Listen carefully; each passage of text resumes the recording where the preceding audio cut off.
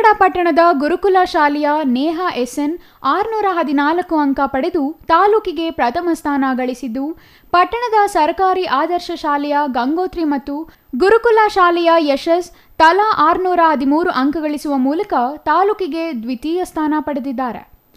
ಪಟ್ಟಣದ ವೆಂಕಟೇಶ್ವರ ಆಂಗ್ಲ ಪ್ರೌಢಶಾಲೆಯ ಸಾಯಿ ಸಂತೋಷ್ ರೆಡ್ಡಿ 604 ಅಂಕ ಗಳಿಸುವ ಮೂಲಕ ತಾಲೂಕಿಗೆ ತೃತೀಯ ಸ್ಥಾನ ಪಡೆದಿದ್ದಾರೆ. ಕೋಟೆಗುಡ್ಡ ಸಹನಾ ಆಂಗ್ಲ ಪ್ರೌಢಶಾಲೆ ಮತ್ತು ಮೊರಾರ್ಜಿ ದೇಸಾಯಿ ವಸತಿ ಶಾಲೆ ಕೋಡುಗೆಹಳ್ಳಿ 100% ಫಲಿತಾಂಶ ಸಾಧಿಸಿದೆ. ತಾಲೂಕಿನ ಕಿಲಾಲರ್ ಹಳ್ಳಿಯ ರಾಷ್ಟ್ರ ಪ್ರಗತಿ ಅನುದಾನಿತ ಪ್ರೌಢಶಾಲೆ ತಾಲೂಕಿನಲ್ಲಿ 0 ಫಲಿತಾಂಶ ಪಡೆದ ಶಾಲೆಯಾಗಿದೆ.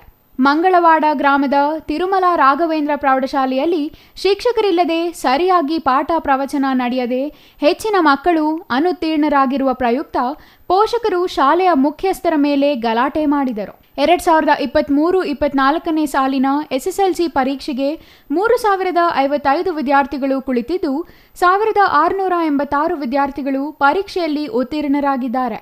ಈ ವರ್ಷ ಇದೇ ಪ್ರಥಮ ಬಾರಿಗೆ ಎಲ್ಲ ಪರೀಕ್ಷಾ ಕೊಠಡಿಗಳಲ್ಲಿ CCTV ಕ್ಯಾಮೆರಾ ಅಳವಡಿಸಲಾಗಿತ್ತು.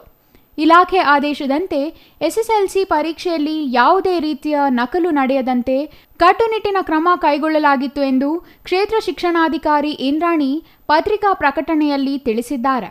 ನಮ್ಮ ಸರ್ಕಾರಿ ಶಾಲೆ ಮಕ್ಕಳಿಗೆ ನಾವು ಏನೇ ಸೌಲಭ್ಯ ಕೊಟ್ಟರು, ಮೂಲಭೂತ ಸೌಲಭ್ಯಗಳನ್ನೆಲ್ಲ ಒದಗಿಸಿರೂ ಸಹ ಮನೆಯ ಪೋಷಕರ ಪ್ರೋತ್ಸಾಹ ಇಲ್ಲ ಅಂದರೆ ಶಿಕ್ಷಣ ಸ್ವಲ್ಪ ಕಷ್ಟ ಆಗುತ್ತೆ. ಏಕೆಂದರೆ ನಾವು ಸರಾಸರಿ 6 ಗಂಟೆ ಆದರೆ 8 ಗಂಟೆ ಟೈಮ್ ಶಾಲೆ ಒಳಗೆ ಮಗು ಕುಂಡಿಸ್ಕೊಂಡಿದ್ರು, ಇನ್ನು ಉಳಿದ ಗಂಟೆಯಲ್ಲಿ ಮಗು ಪೋಷಕರ ಜೊತೆ ಇರುತ್ತೆ. ಅದಕ್ಕೋಸ್ಕರ ಈ ಫಲಿತಾಂಶ ಪೋಷಕರಿಗೆ ಮಕ್ಕಳನ್ನ ನಾನು ಓದಿಸ್ಬೇಕು, ಮನೆಯಲ್ಲಿ ಕುಂಡ್ರಿಸ್ಬೇಕು, ಶಾಲೆಗೆ ಕರೆಕ್ಟಾಗಿ ಕಲಿಸ್ಬೇಕು, ಮತ್ತು ನಾನು ವಲಸೆ ಹೋದ್ರೂ ಮಗು ಶಾಲೆಗೆ ಹೋಗು ಅನ್ನೋದಂತ ಅದಕ್ಕೆ ಪ್ರೋತ್ಸಾಹನ ನೀಡಬೇಕು ಅನ್ನೋದು ಪೋಷಕರಿಗೆ ಒಂದು ಒಳ್ಳೆ ಪಾಠವನ್ನು ಕಲಿಸುತ್ತೆ ಅಂತ ಹೇಳಿ ನಾನು ಭಾವಿಸ್ತೀನಿ.